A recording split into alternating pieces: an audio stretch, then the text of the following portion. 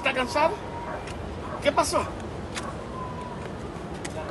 Es muy largo el camino y el otro te va a subir todo de uno. Mira, toma mi mano. Ven y subamos.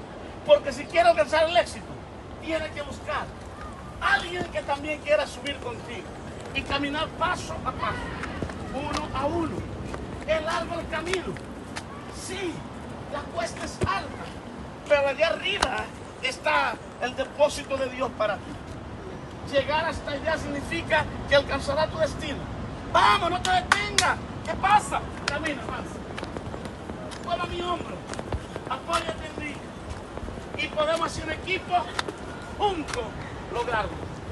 Porque el éxito en equipo se logra más rápido y con menos esfuerzo. Dios te bendiga.